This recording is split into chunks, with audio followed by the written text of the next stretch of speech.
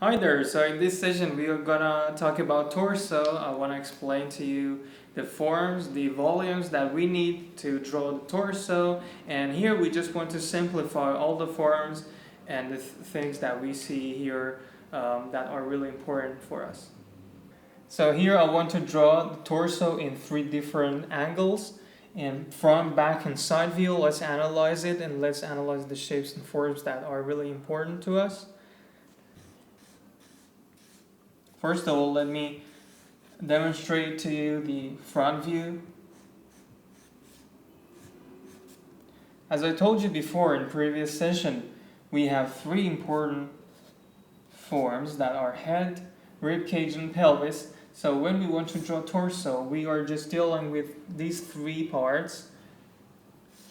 That's crucial to learn what are the simple forms that we need to draw the torso and how to move it in different angles and how to draw it in different positions.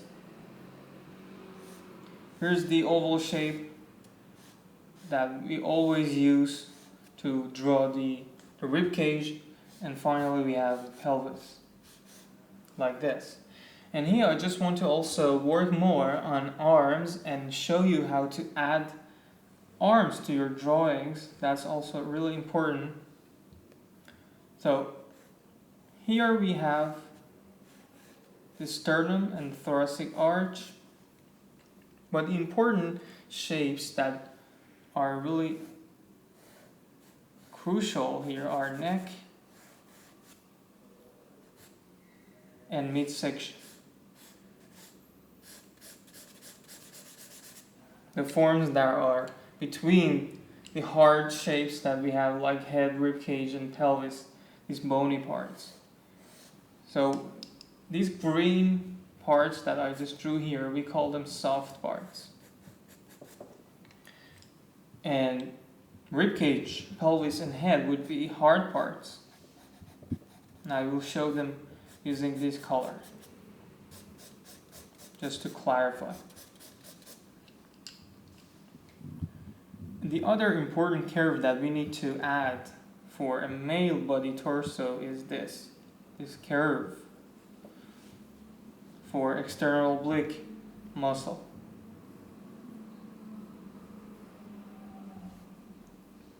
And here we have belly button and the other muscles, the abdomen muscles that comes through like this. And then I don't want to continue to draw the legs, because here we just want to focus more on torso. The other important shapes that will help us to show the torso and the volume of it is this muscle, Pectoralis Major. The thing that you need to learn is the overlap of the Pectoralis Major with rib cage. Here's the overlap. So basically we have three different ways or three different things to use when we want to draw torso or any other shape. They are overlap. We can use overlaps to show depth. Also, we have wrapping lines.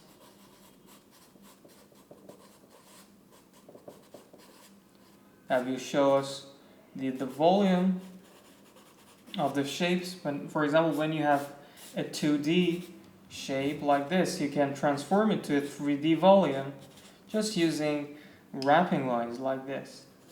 If the lines go over the form, they will show the movement and structure of the shape instead of gesture of it, instead of these two-dimensionality. So you can add volume to your drawing using wrapping lines. And finally, you can use economy of line.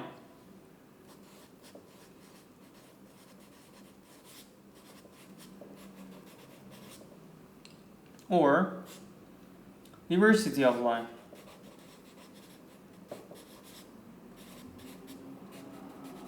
Economy of line has to do with the darkness and lightness of your lines.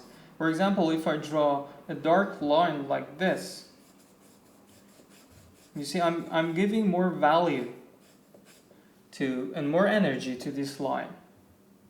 But if I just leave my line like this, if I draw a light line like this, you can see that it has less energy with regard and with regard to this line. And diversity of line has to do with the changes that you make in your lines. I mean, if you draw thick lines or soft edges, hard edges like this, you are changing the diversity of line and you are using this quality of line here. So you can use all these ways to have more clear drawing and design. So now let me just finish this drawing here. We have shoulders, the clavicle bone, and deltoid bone. I'm just focusing more on shapes rather than volumes or precise anatomical forms. So you see, here's how we add arms. We need this curve, this concave shape, this convex shape here for deltoid muscle. And after that, we have the humerus bone and other muscles that are here, but you can see the movement is different. The gesture changes here. So we have this S-curve movement. Okay, now let's work on back view and see what are the forms, the fundamental forms that we have here. Scapula for sure is really important on back view, the form of it. And then remember, these two lines are just considered as landmarks for scapula. The superior border and the medial border of scapula are the lines that are visible and are considered as landmarks. So when you're drawing the torso in back view, be careful about them. Beside that, we have 7 cervical vertebra that has a shape like this, and then it comes downward, the line of the spine. We will have the pelvis. The landmarks here are stereo superior iliac spine. And be careful about this shape. You can memorize it, but you see, first I always draw an ellipse, and on top of that I will add this form. And finally, sacrum. Here is sacrum and iliac crest on this part. And now let's see how to add arms. Again, we have this bump of the deltoid, and then the shape would change like this, the gesture of it. We have the muscles here, teres major.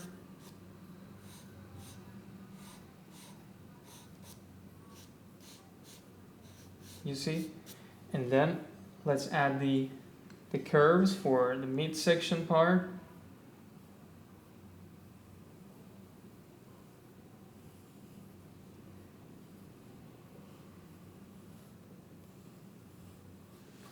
In this way, because here we have the sternum oblique muscle, and it will cause this curve, this bump we have right here.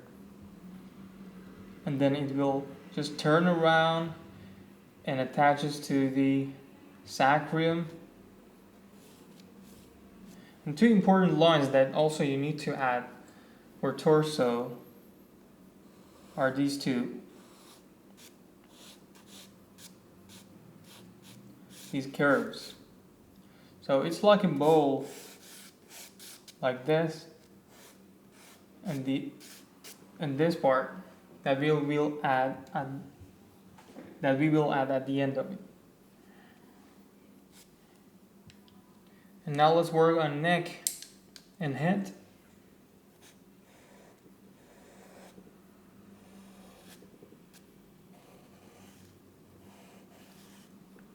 Just keep it real simple. You don't need to add a lot of details.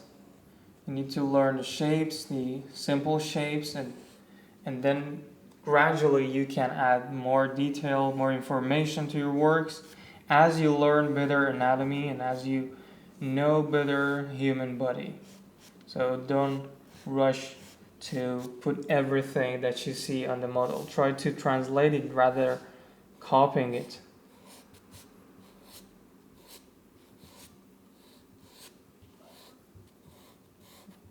Okay, that's all. Here I want to draw the torso in the side view. So just let's see what are the forms and movements of the spine and rib cage in this angle.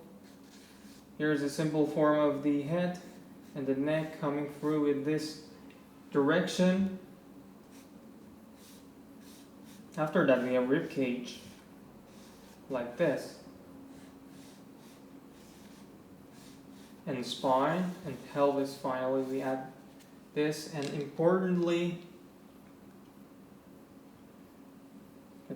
more importantly is this movement and gesture we see in the body.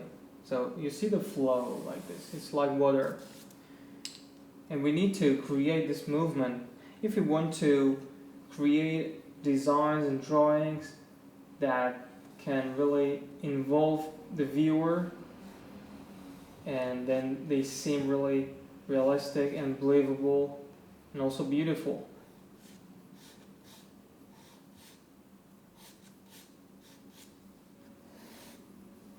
I need to add the arms too here.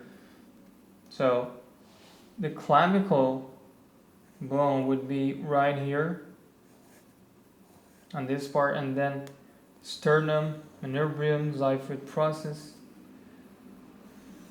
and thoracic arch and abdominal muscles that will come downward. And be careful about the changes in its direction. It has 3 directions again. You can see at first at this part, at this rib cage aperture we have, it goes inward and then it will turn back to the front, and the third movement that we see here, it again attaches to the pelvis, so it needs to go inward again. So this is the movement of abdominal muscle. If you want to draw it more precisely, you need to add these movements. And then we have the iliac crest, which is here, and on this part, anterior superior iliac spine and pubic bone, and sacrum on the back.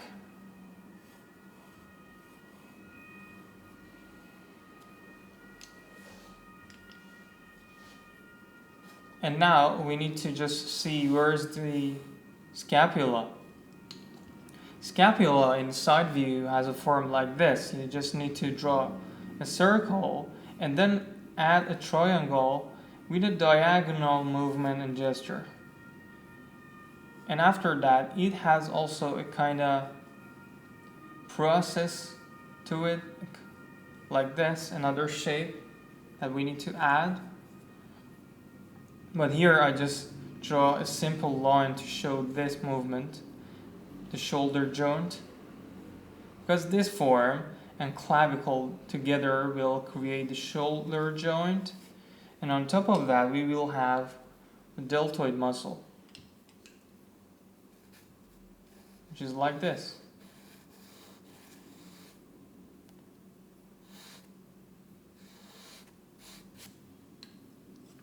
Let me use black to show it better. you see again the movement, S curve like this, and here's the bumps of the scapula muscles. And I just don't want to work on the lower arm because I will explain and demonstrate them in another time in the next session. You will see the form and curve of Pectoralis Major too on this part, so that's crucial to add this on rib cage.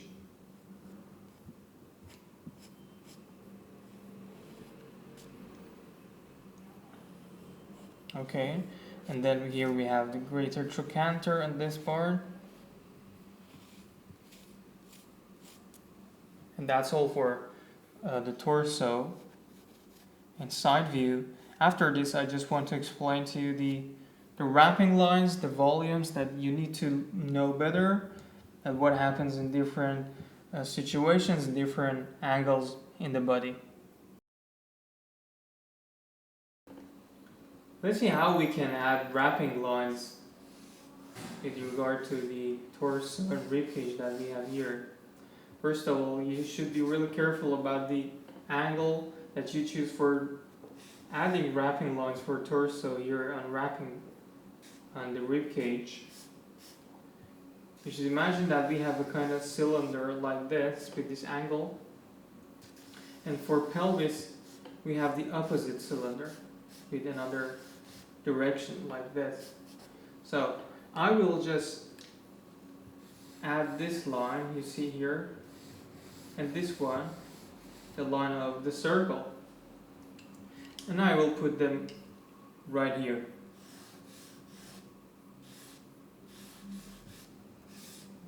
Because I want to show the change we have in the torso section, in its volume, so it will show the movement of the torso in space.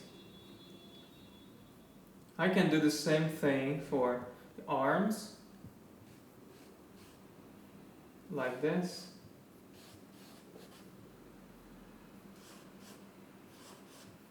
So we have a cylinder in this way for arms. That's why I use this curve. And here's the rib cage.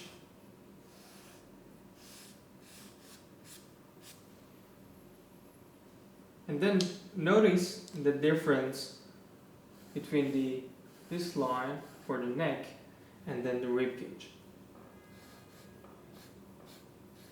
The neck has a cylinder like this, and after that we have the head on top of that. And when we want to add rib cage, you should remember that it has the opposite curve and angle to it. Okay? And it would make your drawing quite natural. But if you just draw something straightforward like this, and if you don't consider the differences we have between ribcage, neck, and pelvis, your drawing would become really rigid and without any movement. So it's not what you're looking for, and you don't want to really do this. So here's the correct way of adding wrapping lines. Now we can move on and do the back view. First look at the scapula, and you can perceive that here's a curve like this. Here we have a curve in this way, moving around the form, around the rib cage, and all these muscles. And on pelvis, again we have the opposite and contrary curve.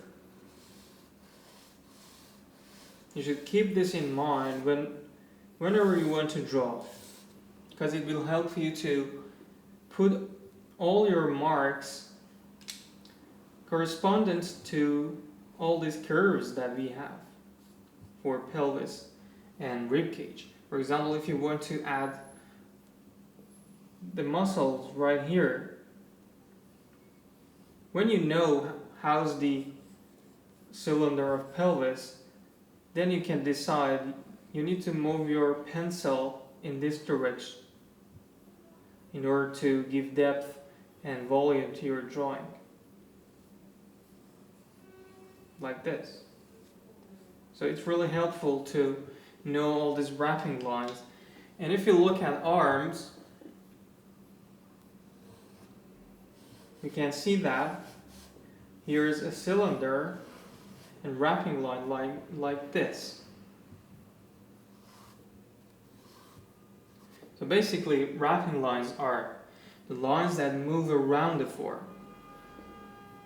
So just enough to look at the model carefully and then decide what would be the wrapping line in different positions, because always we don't see the model in this natural and normal posture. You should be careful about it. Sometimes it gets real tricky to understand the correct movement and correct also direction of the wrapping lines. And finally, if you take a look at the side view, the same thing would happen here. The lines would be like this, going around the form. So torso has a tube form in it. Like this. Or a bean form. We can simplify torso with its various muscles just into this simple shape and use it how we want, and we can change it, we can move it. For example, if I want to draw a figure that's bending, I can change this bean form like this, and then adding, for example, shoulders, the neck, head, the arm.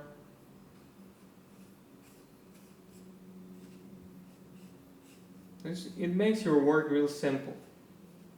You don't need to worry about everything, about all these shapes and muscles that we have on this part.